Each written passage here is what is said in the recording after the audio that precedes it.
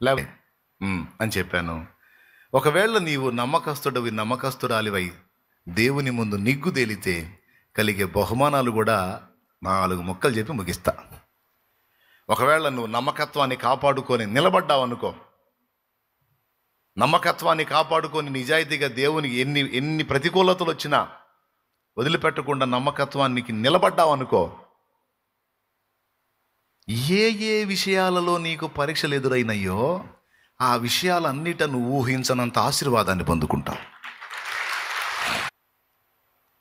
ఏ ఏ విషయాలలో నీవు నమ్మకత్వంలో పరీక్షింపబడ్డావో, ఏ ఏ విషయాలలో నువ్వు పరీక్షింపబడ్డావో ఆయా విషయాలలో నువ్వు పట్టజాలనంత ఆశీర్వాదం పొందుతావు. దీనికి అబ్రహాం లైఫే ఎగ్జాంపుల్. పిల్లల విషయంలో శోధించబడ్డాడు, అంటే పరిశోధించబడ్డాడు. తనకు ఒక్కడై ఉన్న కుమారుణ్ణి తీసుకొచ్చి మొరియా దేశమందు నేను నీకు చూపించే పర్వతం మీద దహన బలిగా ఇవ్వమన్నాడు కదా. తీసుకెళ్ళి దహన బలిగా ఇవ్వటానికి సిద్ధపడినప్పుడు తీరా బలిపీఠం కట్టి కుమారుణ్ణి కాళ్ళు చేతులు కట్టేసి బలిపీఠం మీద పండుకోబెట్టి కత్తెత్తాడు. ఎత్తి పొడవటానికి సిద్ధమైనప్పుడు దేవుడేమన్నాడు, అబ్రహామా అబ్రహామా వదిలేసేయి అని అబ్రహాముని అడ్డగించాడు. తర్వాత పొదలో కొమ్ములు తగులుకున్న పొట్టేలను ఆయనే చూపించాడు. తీసుకొచ్చి అబ్రహాము దహన బలిగా దాన్ని అర్పించేశాడు ఇస్సాకుకు ప్రతిగా. పిల్లల విషయంలో ఇప్పుడు పరిశోధించబడ్డాడు కదా. ఇప్పుడు ఏ విషయంలో ఆశీర్వాదాన్ని పలుకుతున్నాడు చూసావా? ఇక నుంచి నీకు అష్టైశ్వర్యాలు ఇస్తానని చెప్పలా. ఐశ్వర్యం విషయంలో శోధింపబడ్డ అబ్రహాము సంతాన విషయంలో శోధింపబడ్డాడు. కాబట్టి ఇప్పుడు ఏం వాగ్దానం ఇస్తున్నాడో తెలుసా? అబ్రామా, ఇప్పుడు రా, సముద్రం తీరాన ఉన్న ఇసుక రేణువులు లెక్కించగలవా? సముద్ర తీరంలో ఉన్న ఇసుక రేణువుల ఒక దోసెడు రేణువులు లెక్కేయడానికే చాలా రోజులు పట్టింది నాయన. నా బతుకాలం జరిపోయింది. ఒక దోసిలి రేణువులు, ఇసుక రేణువులు లెక్కేయడానికి నా బతుకాలం జరిపోయింది. అలాంటిది సముద్ర తీరంలో ఉన్న ఇసుకను లెక్కేయాలంటే ఎట్లా సాధ్యం? ఆకాశ నక్షత్రాలను చూసి లెక్కేస్తావా? అది సాధ్యం కాదు నాయన. ఇటుపక్క లెక్కేసి మళ్ళీ ఇటు వచ్చి ఇటు లెక్కేస్తుంటే ఆ లెక్క పోయింది. చిన్నప్పుడు కూర్చొని మంచం మీద వండుకొని ఆరు బయట 1 2 3 4 లెక్కేసుకుంటూ కూర్చున్నా. మీరు చేశారా పని? మీరు చేసి ఉండరేమో అట్లాంటి పిచ్చి పనులు చేశారా? మీలో కూడా ఉందా నాలాంటి పిచ్చోళ్ళు? రైట్, దేవునికి స్తోత్రం. లెక్కేసేవాడిని. కాసేపు లెక్కేసేసరికి కళ్ళు నొప్పులు పుట్టాయి, అర్థమయ్యేది కాదు. ఎందుకంటే ఎక్కడ చూసినా నక్షత్రాలే. దేవుడు అబ్రహాంతో అన్నాడు ఏమని తెలుసా? నీకొక్కగానొక్కడై ఉన్న నీ కుమారుని నా కొరకు వెనుతీయలేదు గనుక నీవు లెక్కింపజాలనంత సంతానము నేను నీకు నిశ్చయముగా ఇస్తాను. ఏ విషయములో దేవుడు మన నమ్మకత్వాన్ని పరీక్షించాడో ఆ విషయంలో దేవుడు విస్తారంగా ఆశీర్వదిస్తాడు. కన్ఫర్మ్, డౌటే అక్కర్లా. ఒక విషయంలో ఇప్పుడు నువ్వు పరీక్షింపబడుతున్నావు అంటే ఆ విషయంలో నిన్ను అమితంగా దేవుడు దీవించబూనుకున్నాడు. ఏబును కూడా అంతే. అన్ని విషయాలలో దేవుడు పరీక్షించాడా? పరీక్ష అయిపోయిన తర్వాత మొత్తం 2 ఇచ్చాడని రాస్తుంది. డబల్ చేసి పడేశాడు. 500 జతల ఎడ్లు ఒంటెలు ఉన్నాయనుకో, 1000 జతలు అయిపోయినాయి. స్తోత్రం. 10 మంది సంతానాన్ని తీసుకున్నాడు కదా, 10 మందికి మళ్ళీ 10 మందిని ఇచ్చాడు. సంతానం మాత్రం 10 మందికి 10 మందినే ఇచ్చాడు. వాస్తవం 20 మందిని కదా ఇవ్వాలని డౌట్ కొంతమందికి. దేవుడు 20 మందినే ఇచ్చాడు ఏబుకి. కాకపోతే 10 మంది పైన ఉన్నారు, 10 మంది ఏబు దగ్గర ఉన్నారు అన్నమాట. పశువులు మాత్రం ప్రాణులు కాబట్టి వాటి ఆత్మలు ఉండవు కాబట్టి అవి డబల్ ఇచ్చాడు. మనుషుల్ని మాత్రం 10 మందినే ఇచ్చాడు. ఎందుకంటే ఆల్రెడీ 10 మంది ఏబు ఖాతాలు అక్కడ ఉన్నారు. ఎక్కడ? పరదైసులో. అర్థమైందా? ఎలారా? స్తోత్రం చెప్పండి. చెప్పండి. ఏ విషయాలలో నీవు శోధించబడ్డావో, పరీక్షింపబడ్డావో, నీ నమ్మకత్వం పరీక్షింపబడింది, ఆ విషయాలలో నీవు తిరిగి రెట్టింపుగా ఆశీర్వదించబడతావు. సామెతల గ్రంథము 28:20. ఇది 2వ దీవెన. నమ్మకత్వాన్ని రుజువు చేసుకున్న వాడికి దీవెనలు మెండుగా కలుగును అంటాడు. నమ్మకమైన వానికి దీవెనలు మెండుగా కలుగును. దేవునికి స్తోత్రం. దేవుడు ఏవేవి సిద్ధపరిచి ఇవ్వగోరాడో వాటన్నిటినీ స్వతంత్రించుకుంటాడు. నా దగ్గర ఉండేటువంటి పిల్లలకి నేను ఎక్కువ శాతం అదే చెప్తాను. రేయ్, పెద్దలు పిల్లలు అందరికీ చెప్తాను, నేను నమ్మకత్వాన్ని కోల్పోవద్దు నాన్న. నమ్మకత్వాన్ని కోల్పోయిన వాడు ఇస్కరియోతు యోధా లెక్కలోకి వస్తాడు. నమ్మకత్వాన్ని కోల్పోవద్దు. ప్రతికూలత ఎదురైనా సరే నమ్మకంగా ఉండండి. నాకు కాదు, నా దేవుడికి నమ్మకంగా ఉండండి. నా ఫ్యామిలీ మెంబర్స్ కూడా అదే చెబుతా, కుటుంబ సభ్యులకు కూడా. పరిశుద్ధుల కష్టం మన చేతికి వస్తుంది, పరిశుద్ధులు కష్టార్జితం మన చేతికి ఇస్తా ఉన్నారు అన్న పరిచర్యకు వాడతాడని. దాన్ని ఎక్కడ కూడా దుర్వినియోగం చేయకూడదు. దాన్ని ఎక్కడ కూడా మన స్వార్థానికి దాచుకోవడానికి ప్రయత్నం చేయకూడదు. అది ఎవరిది? పరిశుద్ధులది. వాళ్ళని ప్రేరేపించి ఇచ్చింది ఎవరు? దేవుడు. అది మనది కాదు, దేవుడిది అండ్ పరిశుద్ధులది. ఈ లోకంలోనికి ఏమి తేలేదు, చచ్చేటప్పుడు ఏం తీసుకొని పోం. కాబట్టి దేవుడు మనకి ఇచ్చిందంతా కూడా దేవుని కొరకు నమ్మకంగా ఖర్చు పెట్టాలి, యథార్థంగా ఉండాలి. ఎక్కడన్నా అపనమ్మకపు ఛాయలు కనబడితే పక్కన పెడతాడు దేవుడు. ఆ బ్లెస్సింగ్ ఆగిపోయింది. నా కుటుంబ సభ్యులకి చెప్తాను, జాగ్రత్త జాగ్రత్త, ఇది పరిశుద్ధుల రక్తం అని చెప్తాను. నాకు భయం. మరి నన్ను నమ్మి పరిశుద్ధులు ఇక్కడ ఉన్నోళ్ళు, ఎక్కడెక్కడో ఉన్నోళ్ళు, శాలేమన్నకి ఏదన్నా నేను ఇస్తే అన్న ఖచ్చితంగా దేవుని పనిలో వాడతాడని నమ్మి నా చేతికి వాళ్ళు ₹1 ఇస్తే దాన్ని నమ్మకంగా నేను దేవుని కొరకు ఖర్చు పెట్టాలనేది నా ఆశ. కనీస అవసరాల కోసం వాడుకోవడంలో తప్పు లేదు. కానీ మరి ఇంకా బలిపీఠం దగ్గర ఉన్నవాడు బలిపీఠం మీద అర్పణకి యోగ్యుడు, సువార్త ప్రకటించేవాడు దాని వల్లనే జీవనం పొందాల్సి ఉంది. మరి ఇంకేం చేయాలా? లేకపోతే అవకాశం ఉంటే పని చేసుకుంటా సేవ చేయాలని ఉంది. ఇప్పుడు నేను పనికి పోయాను అనుకో, ఇక తెల్లారిది ఇక్కడ. కాబట్టి ఇక నేను ఇప్పుడు అది చేయాల్సి కాదు. అందుకని ఇప్పుడు దీని మీదనే ప్రయాణం సాగించాల్సి వచ్చింది. లేకపోతే అసలు ఆ ఒక్క పాయింట్లో కూడా పౌల్లాగా ఉండాలని ఆశ. ఏదో ఒకటి జీవనోపాధి చేస్తాను, నా కుటుంబాన్ని నడిపించుకుంటా, సేవ చేయాలని నా ఆశ. కానీ ఇప్పుడు నేను పూర్తి కాలం టైం సేవలో ఉంటేనే మంచిది, ఇంకా ఎక్కువ మందిని తయారు చేయగలుగుతానన్న ఆశతో పూర్తి కాలపు సేవలో ఉన్నందున నా కనీస అవసరాలకు తప్ప హైపైగా ఏదో హడావుడి చేయడానికి వాడటానికి ఇష్టపడట్లేదు. ఎందుకు? నా నమ్మకత్వాన్ని దేవుడు చూస్తాడు. దుర్వినియోగం అయితే గాయపడతాడు. సద్వినియోగం చేసి నమ్మకంగా ఉన్నాను అనుకో, ఎంతైనా చేస్తాడు నా దేవుడు. హల్లెలూయా. నమ్మకమైన వానికి ఎందులో అయితే నమ్మకత్వం విషయంలో శోధించబడ్డారో దానికి రెట్టింపు తిరిగి దయచేస్తాడు. ఆర్థిక విషయాల్లో ఒకవేళ దేవుడు నీకు లేమి కలిగించి నిన్ను పరిశోధించాడు అనుకో, ఆ లేమిలో ఉండి కూడా దేవా నీకు స్తోత్రం నాయనా అని ఆ లేమిలో ఉండి కూడా నువ్వు దేవునికి నమ్మకంగా ఉన్నావు అనుకో, బతుకంతా పరీక్ష కాదుగా, కొద్ది రోజులు పరీక్ష. ఆ పరీక్షా కాలం పూర్తయిన తర్వాత పట్టజాలనంత సమృద్ధితో నింపుతాడు నిన్ను. ఖచ్చితంగా చేస్తాడు ఆ పని. ఎందుకంటే బైబిల్ అందుకు సాక్ష్యం ఇచ్చింది. కాసిన నీళ్లు తెస్తావా తల్లి? నీళ్ళు అయితే తెస్తా. ఆ చేత్తోనే ఒక చిన్న అప్పం చేసుకొని రా అమ్మ. అప్పమా? ఇక్కడ మాకే తొట్టిలో పట్టెడు పిండి, బుడ్డిలో కొంచెం నూనె. నేను నా కుమారుడు చావక ముందు రొట్టె కాల్చుకొని తిందామని పొల్లలు ఏరుకోవడానికి వచ్చానయ్యా. ఉన్నదే పట్టెడు పిండి. పట్టెడంటే ఇది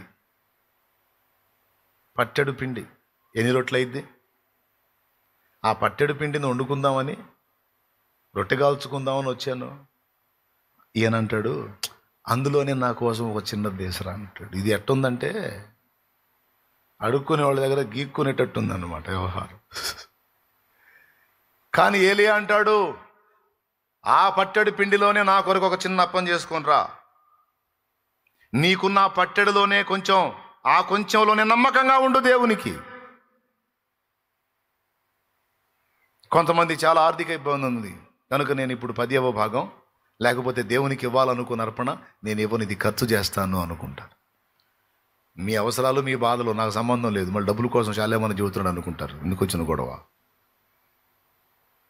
ఎలాంటి కఠినమైన పరిస్థితుల్లో సైతం ఇది నా దేవుని కొరకు నేను కేటాయించింది, ఇది దేవుని కొరకే చెందాలి అని నువ్వు దాన్ని విభాగించగలిగితే సారేపద విధవరాలు కరువు కాలమంతా పోషింపబడ్డట్టు పోషింపబడతావు.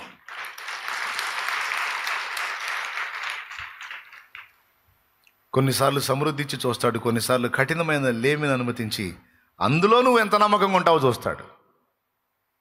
సారేపద విధవరాలు ఆ పట్టెడు పిండిలోనే నిజంగా ఏలియా చెప్పినట్టు రొట్టె చేసుకోవచ్చు. అప్పుడు ఏలియా అన్నాడు, సిద్ధపడింది, ఆ మనసులో సిద్ధపడింది, పో యెహోవా నీకు సెలవిచ్చాడు, ఆయన దీవిస్తున్నాడు, కరువు కాలం తీరేంత వరకు ఆ తొట్టిలో పిండి తగ్గదు, ఆ బుడ్డిలో నూనె తగ్గదు, పో ఎన్ని రొట్టెలు చేసుకుంటావో చేసుకోపోమన్నాడు. ఇంకేం లేదు, డైలీ ఆ రొట్టెలకు కావాల్సినంత పిండి వచ్చేసింది, అందులో ఆ రొట్టెలు కాల్చడానికి కావాల్సినంత నూనె వచ్చింది ఆ బుడ్డిలో. ఇక ఎన్ని కాల్చినా సరే కరెక్ట్గా మళ్ళీ అంత పిండి వచ్చి ఉంటుంది ఆడ. కరువు కాలం తీరిందాక అక్కడే ఉన్నాడు, ఆడే తిన్నాడు. ఆయన తింటాం కాదు, వాళ్ళు కూడా తిన్నారు. దేవునికి స్తోత్రం కలుగును గాక. తరిగిపోని దీవెన అయిపోయింది అనని ఆశీర్వాదం, సమృద్ధి. ఈ సమృద్ధి రావటానికి ముందు ఆ ఉన్న కొంచెంలోనే చూడు నమ్మకత్వాన్ని పరీక్షించాడు. అవునా? ఎంతమందికి అర్థమవుతుందో ఏమో మరి. ఎట్టటానండి అర్థమైతే రైట్, అందరూ చేతులు పెరలే. ఇది కూడా అర్థం కాకపోతే ఇంక చేయగలిగింది ఏం లేదు. ఎందు అయితే మనల్ని నమ్మకత్వాన్ని పరీక్షించాడో దానిలో మనం పట్టజాలనంతగా దీవెన కుమ్మరిస్తాడు అన్నది చెప్పాను. నమ్మకమైన వానికి దీవెనలు మెండుగా కలుగుతాయి, అన్ని రకాలుగా దీవెనలు వచ్చేటట్టు చేస్తాడు. ఎందుకు? నమ్మకస్తుడు. నా బిడ్డలు నా విషయంలో చాలా నమ్మకంగా ఉంటారు, తప్పనిసరిగా నేను వాళ్ళని బ్లెస్ చేయాలనుకుంటాడు. ఇటు ఆశీర్వాదాలు డబల్ ఇస్తాడు, ఏ దీవెన ఇవ్వాలనుకున్నాడో అవన్నీ తన నమ్మకమైన పిల్లలకు కుమ్మరిస్తాడు. 2, 3వది, ఆ నమ్మకమైన వానికే జీవ కిరీటం ఇస్తానన్నాడు. ప్రకటన గ్రంథంలో 2వ అధ్యాయంలో, మరణము వరకు నమ్మకంగా ఉండుము, నేను నీకు జీవ కిరీటం ఇచ్చేది. మరణాపాయం వచ్చినా సరే నీ నమ్మకాన్ని వదిలిపెట్టొద్దు, నేను నీకు జీవ కిరీటం ఇస్తానన్నాడు. అంతేనా? తర్వాత ఇంకేమైనా ఉన్నాయా? మనం నమ్మకస్తులమై ఉంటే ఆయన భూరాజులను జయిస్తాడట. అదే ప్రకటన గ్రంథం. ఆయనతో ఉన్నవారు చూడండి, ప్రకటన గ్రంథము 17వ అధ్యాయము 13, 14 వచనాలు తొందరగా. వీరు గొర్రెపిల్లతో యుద్ధము చేతురు గాని గొర్రెపిల్ల ప్రభువులకు ప్రభువును రాజులకు రాజున ఉన్నందున తనతో కూడా ఉండిన వారు. గొర్రెపిల్లతో కూడా ఉండిన వారెవరు? మనమే. గొర్రెపిల్లతో కూడా ఉండిన వారెవరు? మనమే. తనతో కూడా ఉండిన వారు, పిలువబడిన వారై, ఏర్పరచబడిన వారై, నమ్మకమైన వారై ఉన్నందున. అద్దుగో చూసావా? నమ్మకమైన వారై ఉన్నందున ఆయన ఆ రాజులను జయించును. అది మనం నమ్మకస్తులమై ఉంటే దేవుడు కొంతమందిని జయిస్తాడట. ఆయన జయానికి మన నమ్మకానికి లింక్ ఉంది. పిలువబడిన వారు, ఏర్పరచబడిన వారు మరియు నమ్మకమైన వారు. మన నమ్మకత్వం యేసయ్య జయానికి ఉపయోగపడిద్ది. దేవునికి స్తోత్రం కలుగును గాక. హల్లెలూయా. అపవాది వచ్చాడు ఏబు దగ్గర. ఏబు విషయంలో అపవాది దేవుడి దగ్గరికి వచ్చాడు. దేవుడే కదిలిచ్చాడు. ఏబు సంగతి ఆలోచించావా అని. ఆశీర్వదిస్తే ఎవరైనా భజన చేస్తారు, లేవా ఉన్నాయన్నీ ఓడగొట్టప్పుడు తేలిద్ది అన్నాడు. అవునా? సరిపో, అతని ప్రాణాన్ని మాత్రం ముట్టొద్దు, అతని కలిగిన సమస్త నీకు అప్పగిస్తున్నా, నువ్వేమైనా పోగొట్టు, ఏబు మాత్రం తన నమ్మకత్వం వదలడు.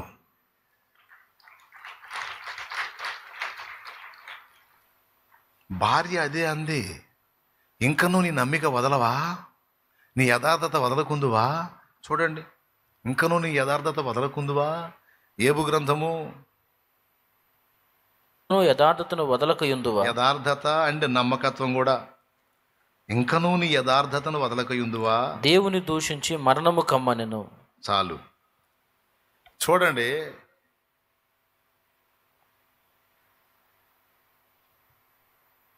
ఏబుని పరీక్షించడానికి సాతాను ప్రేరేపించి ఏబు కలిగిన సమస్తాన్ని కూడా నిర్మూలన చేశాడు. ఇక్కడ దేవుడు ఛాలెంజ్ చేశాడు సైతాన్తో, అరే నీ చేతనైన చేసుకోపో, నా భక్తుడు మాత్రం వదలడరా, నమ్మకత్వాన్ని యథార్థతను మాత్రం వదలడరా, పో నీ చేతనైన చేసుకోపో. ఏబును కాబట్టి అట్ట సవాల్ చేశాడు, కానీ దేవుడు మనల్ని బట్టి చేస్తాడు. దేవునికి స్తోత్రం చెప్పండి గట్టిగా. ఏబును కాబట్టి, అంత నమ్మకస్తుడు కాబట్టి దేవుడు ఛాలెంజ్ చేశాడు. దానియేలును కాబట్టి ఛాలెంజ్ చేశాడు. శద్రకు మేషకు అబేద్నెగోను కాబట్టి. నిన్ను నన్ను ఆ ప్లేస్లో పెడితే ఉంటాం. అసలు ఫస్ట్ ఒంటెలు పోయినాయి అనగానే మనం ఈ అడ్రస్ లేకుండా పోతాం. లేదండి, దేవుడు నాకు తోడే ఉంటే నా ఒంట్లో ఎందుకు పోవాలి, నేను రాను పో చర్చికి, ఇంక చర్చి లేదు గిర్చి లేదు పో. ఒంటెలు పోయినప్పుడే మనం కూడా అడ్రస్ లేకుండా పోయాం. కానీ మనల్ని బట్టి కూడా దేవుడు సైతానుతో ఛాలెంజ్ చేయగలగాలి. ఆ స్థాయికి ఎదగాలి మనం. ఆ శక్తి దేవుడు మనకిచ్చుగాక. ఆమెన్. పోరా పో, నా బిడ్డని ఎంత అన్నా శోధించు, నన్ను వదిలిపెట్టదు పో అనగలిగే స్థాయి మనకుందా? కొంతమంది నా దగ్గరికి వచ్చి సైతాన్ని ఏం శోధించినా శోధిస్తున్నాడు అన్నయ్య అంట. నేనంటాను, నీకంత సీన్ లేదేమ్మంటాను. అదేందన్నయ్య, నిజంగానే సైతాన్ని ఏం శోధించినా శోధిస్తున్నా అంటే నీ రేంజ్ అది కాదు, ఊరుకో అంటాను నేను. అంటే ఏంటో తెలుసా, సైతాను శోధించేదానికి ఒక స్థాయి ఉంది. నాకు తెలిసి నీ దగ్గరికి వచ్చి శోధించడానికి వచ్చేది పిల్లదేమో అయి ఉంటుంది. నీ రేంజ్ అది, నీ రేంజ్ పిల్లదేమో రేంజ్. డైరెక్ట్గా సాతాను వచ్చి శోధించాలంటే నువ్వు ఏబు స్థాయికి చెందిన వ్యక్తివై ఉండాలి, దానియేలు స్థాయికి చెందిన వ్యక్తివై ఉండాలి, యేసు స్థాయికి చెందిన వ్యక్తివై ఉండాలి, మోషే స్థాయికి చెందిన వ్యక్తివై ఉండాలి. అర్థమైందా? కాలేదా? మరి కదిలితే సైతాన్ వచ్చి తెగ శోధిస్తున్నాడు, సైతాన్ వచ్చి తెగ, అసలు సైతానా లేకపోతే వాడు పంపించిన ఒక పిల్లదయ్యమా? నీ రేంజ్ ఏంది? ఒక పిల్లదయ్యం కదిలిచ్చినా నువ్వు ఆంతను వస్త్రాలు దించుకొని ఎగబడతావు. అలాంటిది సైతాన్ వచ్చి తెగ శోధిస్తున్నాడు. నేనంటా నీ రేంజ్ అంత కాదులేమ్మా, అది పౌలు రేంజ్, అది ఏబు రేంజ్. ఆ స్థాయికి పోయినప్పుడు సైతానను, ఆ స్థాయికి పోనంత వరకు ఈ చిల్లర దేయాలు ఉంటాయే అయ్యే. ఎంతమందికి అర్థమైంది? నిజమే, నేను చెప్పేది జోక్ కాదు. ఇప్పుడు నిన్ను నన్ను నమ్మి సైతాన్ని వదులుతాడా దేవుడు? పోరా మా వాడి దగ్గరికి పో, నువ్వు ఎన్ని తిప్పలన్నా పాటు మా వాడు తిరిగి ఉండదు అని అనగలడా? ఏమో, నన్ను బట్టి మాత్రం అనుమానమే అన్నయ్య వాళ్ళు చేతులు ఎత్తండి. కొంతమంది చేతులు ఎత్తలా, ఫైటర్లో ఉంటావా మరి నువ్వు గట్టిగా?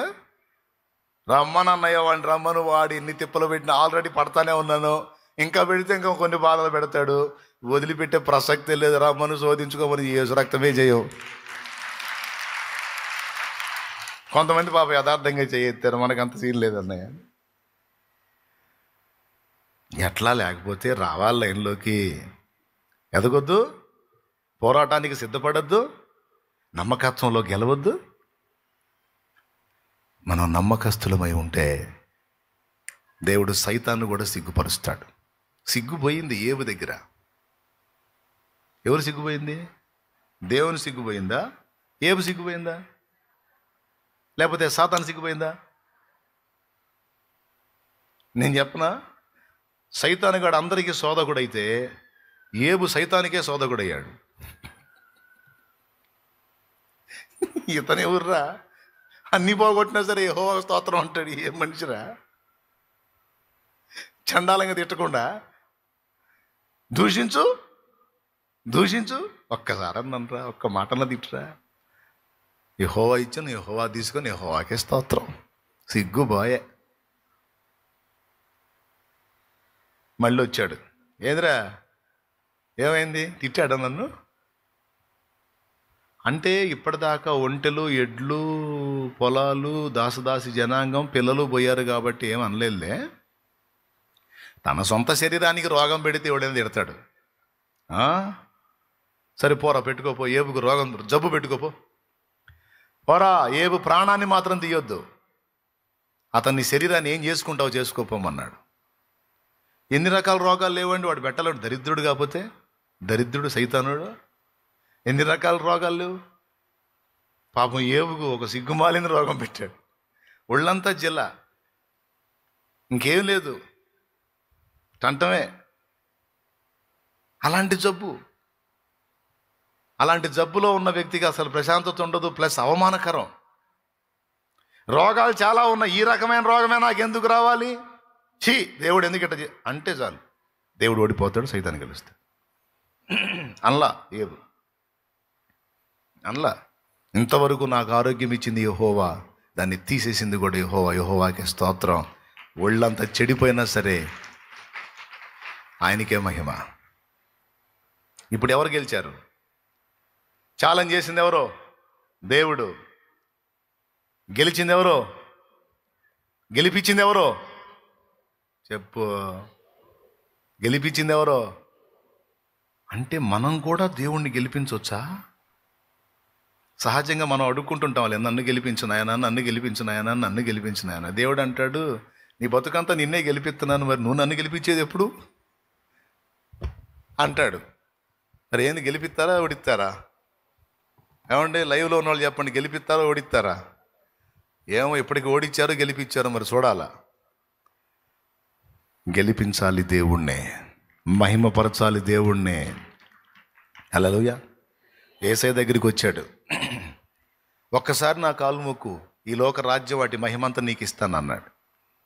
యేసయ్య ఏమన్నాడు? సాతానా పొమ్మో, నీ దేవుడైన ప్రభువును మొక్కి ఆయన్నే సేవించాలని ఉంది అన్నాడు.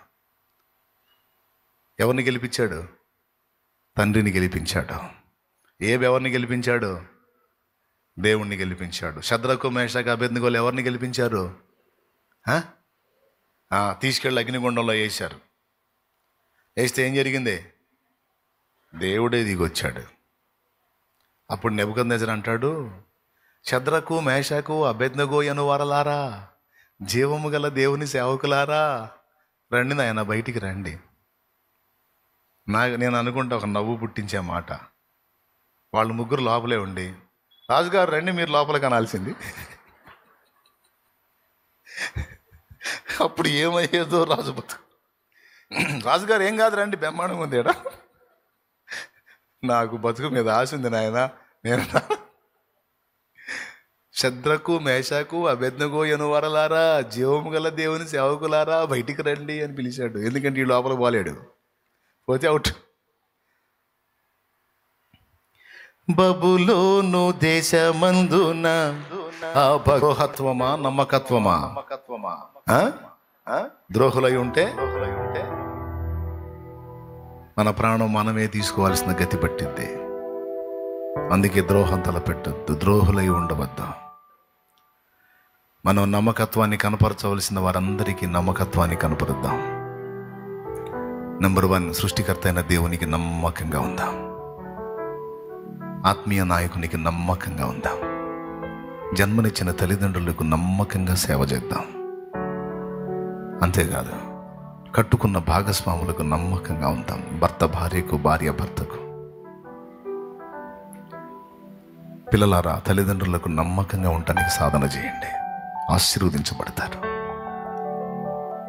దేవునికి నమ్మకంగా ఉండటానికి అలవాటు పడిన వాళ్ళు అన్ని విషయాల్లో నమ్మకంగా ఉంటారు. ఎక్కడన్నా మనం అపనమ్మిక చూపిస్తున్నామంటే ముందు మనం దేవునికి నమ్మకంగా లేమని అర్థం. అందుకనే గుర్తుపెట్టుకొని మనం ఎవరెవరికి నమ్మకంగా ఉండాలో గ్రహించండి. మొదటి విషయం. రెండవది, మన నమ్మకత్వానికి పరీక్షలు ఎదురవుతాయి, పాస్ అవ్వాలి. ఎందుకంటే మనకు దేవుడు శాశ్వత బహుమానాన్ని సిద్ధపరిచాడు అక్కడ. అది ఒక రోజుది కాదు, ఒక పూటది కాదు, యుగయుగాల ఆశీర్వాదం. దాన్ని స్వతంత్రించుకోవటానికి తప్పకుండా మన నమ్మకత్వాన్ని దేవుడు పరీక్షించుకుంటాడు, పరిశోధించుకుంటాడు, సరిచూసుకోవాలి. మూడవది, దేవుని ఆశీర్వాదాలన్నీ నమ్మకమైన వానికే. ఒకవేళ నమ్మకస్తుడైన వాడు ముందు శోధించబడ్డా, పరీక్షించబడ్డా, ఇబ్బందులు ఎదుర్కొన్నా రెట్టింపు దీవెన తప్పకుండా పొందుతాడు. ఏ పొందినట్టు తప్పకుండా పొందుతాడు. అబ్రహాము నమ్మకత్వం, విస్తారమైన సంతతి అబ్రహాముకు లభించింది.